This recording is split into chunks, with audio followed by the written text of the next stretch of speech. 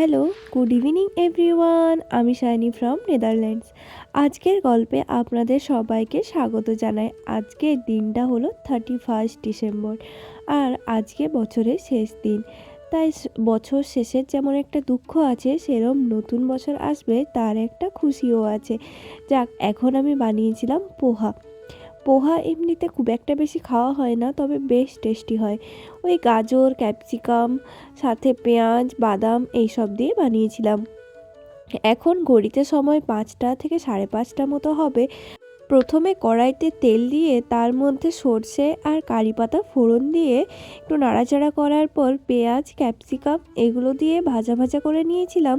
তারপর ওই 10 সেকেন্ড মতো ভিজিয়ে রেখে চিড়েটা এর মধ্যে অ্যাড করে দিয়েছি। তারপর ভালো করে ভাজা ভাজা হয়ে যাওয়ার পর নুন, হলুদ, চিনি পরিমাণ মতো দিয়ে দিয়েছি। তারপরে আমার পোহা রেডি। আর এদিকে দেখুন, পোহার ওপরে কিন্তু আমি আবার একটু ভুজিয়া বা যেটা সেও ভাজা বলে ওইটা দিয়ে খেতে বেশি পছন্দ করি। যাক, সন্ধ্যের খাওয়া দাওয়া তো হলো। এরপর চলুন আপনাদেরকে দেখাই বাইরের ভিউটা। আজকে যেহেতু 31st নাইট, তার জন্যে সেই বিকেল থেকে এত বাজি ফুটতে শুরু করেছে যে কি বলবো চারদিকে। আর আমাদের এই বিল্ডিংটাতে যেহেতু আমরা 20 তলার ওপরে থাকি, তার জন্যে পুরো রটারডাম সিটি দেখা যায়। আমাদের ফ্ল্যাটের সবাই মিলেও বাজি ফাটাচ্ছিল, তার জন্যে এত সামনের থেকে দেখা যাচ্ছে। যদিও নিচ থেকে দেখতে কিন্তু এরকম লাগবে, আর আমরা এতটা উপরে ছিলাম বলে এগুলো বোমগুলো দেখতে এরম টাইপের লাগছিল। যেদিকে তাকাবো সেই দিকেই বাপরে, সেই কত যে বোম ফাটিয়েছে এরা, তার কোনো ঠিক নেই। যাক, এই বোম ফাটানো দেখতে দেখতেই চলুন একটু চায়ের কাপে মুখ দেওয়া যাক। এদিকে আমি চা বসিয়েছি, আর চা হতে হতেও প্রায় 15 থেকে 20 মিনিট মতো টাইম লাগবে। তাতেও যা বোমের আওয়াজ পাচ্ছি, এই চায়ের সামনে দাঁড়িয়ে থাকার জন্যে মন টিকছে না। বারবার মনে হচ্ছে বাইরে থেকে যেয়ে দেখে আসি। ওই যে দেখুন সামনে, বাপ রে বাপ, কত বোম ফাটাচ্ছে এরা। আর নিজের ছোটোবেলার কথাও মনে পড়ে যাচ্ছে। একবার করে ইচ্ছেও হচ্ছিল যে যাই আর সামনে থেকে দেখে আসি। এই তো সবে সন্ধে হয়েছে, এখন আর নিচে যাব না। তবে আজকে রাত 12টার সময় ইচ্ছে আছে ইরাসমাস ব্রিজে যাওয়ার, যেখানে আজকে ফায়ার ওয়ার্কস হবে ওই রাত 12টার সময়ই।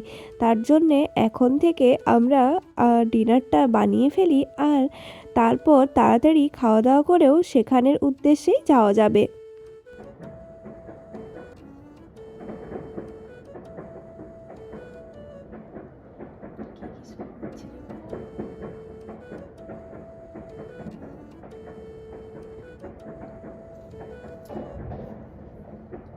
আজকে সন্ধেটা তো আমরা উইন্ডোর সামনে বসেই কাটিয়ে দিলাম। আজকে আর টিভি খুলতেও হয়নি, কারণ বাইরে এত সুন্দর দৃশ্য ছেড়ে কে বা আর টিভি দেখবে। সেই দূর দূর পর্যন্ত দেখা যাচ্ছে, আর একসাথে 10 থেকে 15 জায়গায় বাজি ফাটছে। কোন দিকে তাকাবো সেটাই বুঝতে পারছি না। সব থেকে বড় কথা, আজকের ওয়েদারটা এখানে খুব ভালো আছে। যদিও দুপুরের দিকে একবার ফোরকাস্ট দিচ্ছিল যে ফায়ার ক্র্যাকার শো হয়তো নাও হতে পারে যদি উইন্ড স্পিড অনেক বেশি থাকে। তো দুপুরের দিকে একবার চিন্তাতেও পড়ে গেছিলাম যে ক্যান্সেল না হয়ে যায়। তারপর বিকেলের দিকে আবার বলল যে এই এরিয়াটাতে উইন্ড স্পিড খুব একটা বেশি থাকবে না, তার জন্যে হবে। দেখুন, আজকে বৃষ্টিও পড়ছে না, আবার উইন্ডও নেই খুব একটা বেশি। এরম সুন্দর দিন তো এখানে একদমই দেখা যায় না, কারণ 7 দিনের মধ্যে 5 দিন তো এখানে বৃষ্টি হবে, আর 7 দিনের মধ্যে 6 দিন ধরতে পারেন প্রচণ্ড হাওয়া থাকে। ওই একটা দিন হয়ে যায় যেদিন একটু ভালো ওয়েদার থাকে। আজকে যদিও সকাল থেকে ওয়েদার ভালো ছিল সেরম না, তবে বিকেলের পর থেকে ওয়েদারটা বেশ ভালো হয়ে গেছে। যাক, আমাদের জন্যে তো ভালোই হয়েছে। আমরা আজকে বেশ সুন্দর ওই রটারডামে ইরাসমাস ব্রিজের ফায়ার ক্র্যাকার শো দেখতে যেতে পারবো। না হলে এই ঠান্ডার মধ্যে নদীর ধারে রাত 12টার সময় যাওয়া একেবারেই অসম্ভব ছিল। যাক, এই দেখতে দেখতেই তো আমরা 3-4 ঘন্টা পাস করে ফেলেছি। এরপর আবার খাওয়া দাওয়া করে বেরোতেও হবে। যখনই এই জানলার সামনে থেকে যাচ্ছি, তখনই মনে হচ্ছে যেন সব বোম ফাটিয়ে দিচ্ছে। যাক, এরম তো একটা মনে হবেই। তো যাওয়া যাক, আর রাতের খাবারে কি কি আছে চলুন আপনাদের সাথেও শেয়ার করি। আজকের ডিনারে এখন তো আছে ভাত, আর এদিকে ছিল কেএফসি চিকেন। দুপুরবেলায় গিয়েছিলাম কেএফসিতে, তো ওখানে সব চিকেনগুলো শেষ করতে পারিনি, যার জন্য আসার সময় নিয়ে চলে এসেছিলাম। আর এদিকে আছে চিলি মাশরুম। ওই মাশরুম চিলি চিকেন যেভাবে বানায় সেরমভাবেই বানিয়েছি। আর এটাও খেতে কিন্তু বেশ টেস্টি হয়েছিল। তবে আমি রেকমেন্ড করব, যখন মাশরুমগুলো ভাজবেন তখন কর্নফ্লাওয়ার না দিলে বেশি ভালো হয়। আর এখানে আছে ডাল। চলুন তাহলে তাড়াতাড়ি এই ব্রেকফাস্টটা কমপ্লিট করে নিই, তারপরে আমরা বেরিয়ে যাব আজকে রাত্রে সফরের জন্যে।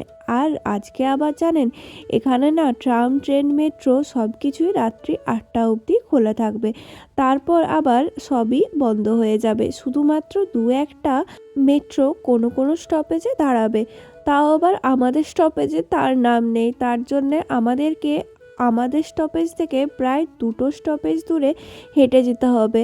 তারপর 5 থেকে 10 মিনিট মতো মেট্রো জার্নি, বাদবাকি 1 ঘন্টা মতো হেঁটে আমরা গিয়েছিলাম ওই রাত্রে।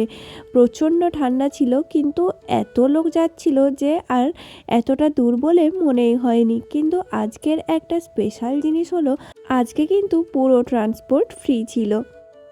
যাক, আমরা কিন্তু এখন এরাসমাস ব্রিজে পৌঁছে গেছি। আর এইদিকে রাত 12টা বাজার সাথে সাথে, হ্যাপি নিউ ইয়ার হওয়ার সাথে সাথেই এখানে ফায়ার ক্র্যাকার শো শুরু হয়ে গেছে।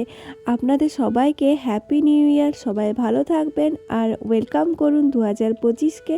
2024 নিয়ে খুব একটা ভাবনা চিন্তা না করে এরপর 2025টা কীভাবে ভালো করা যায় সেটাই ভাবুন সবাই। অনেক বকবক করেছি, আর না, এরপর এই সুন্দর ফায়ার ক্র্যাকার শোটা আপনারাও আমার সাথে এনজয় করুন।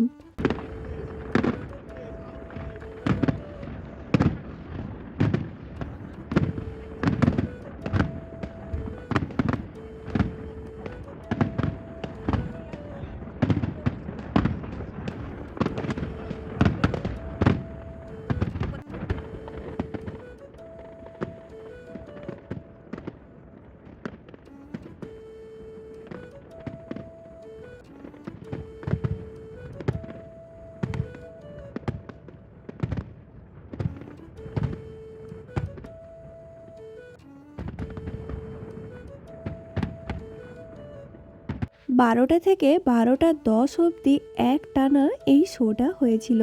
তবে আমার আবার দেখে একদমই মন ভরল না। 10 মিনিট যে চোখের পলকে কি করে পেরিয়ে গেল সেটাই বুঝতে পারলাম না। তারপর যখন শেষ হয়ে গেল তখন না খুব রাগও হয়েছিল আর খারাপও লেগেছিল। যাক, কী করা যাবে, সুন্দর জিনিস তো অল্পই হয়, আর এই অল্পটাকে নিয়েই অনেক দিন পর্যন্ত খুশি থাকতে হয়। সেই ভেবেই বাড়ি চলে এসেছি আর পরের বছরের অপেক্ষায় রইলাম। আপনাদের কেমন লাগলো এই শো অবশ্যই কমেন্ট করে জানাবেন।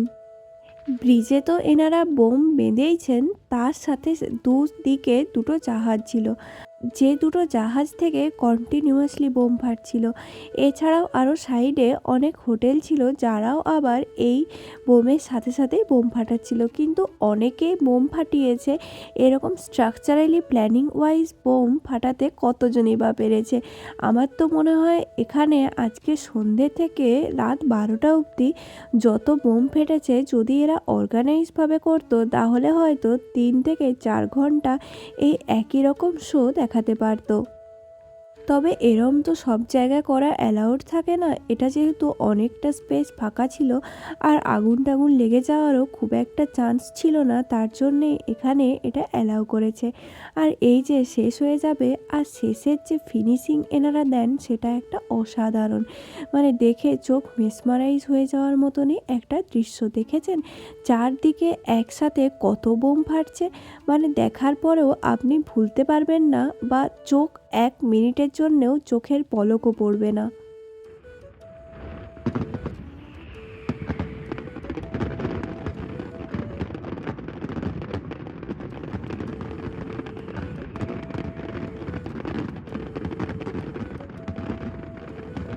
ফায়ার ক্র্যাকার শো তো হয়ে গেছে, এরপর তাহলে চলুন বাড়ি ফিরি। প্রচণ্ড ঠান্ডা ছিল কিন্তু রাস্তায়, আর এতটাই ভিড় হয়েছিল যে আমি তো কিছুক্ষণের জন্যে ফোন বের করাতেই পারিনি। এখন তাও ফাঁকা জায়গায় আসার পরে ফোনটা বের করালাম, কারণ এতটাই ভিড় যে হারিয়ে গেলে কি করব তার ঠিক নেই। নতুন বছর সবার ভালো কাটুক আর সবাই খুব খুব এনজয় করুন। যার যা মনের ইচ্ছে আছে সবই পূর্ণ হোক। আর আমার ব্লগটাও আজকে এর সাথেই শেষ করছি। যদি আমার এই ভিডিও আপনাদের ভালো লাগে তাহলে please do like, comment, share and subscribe.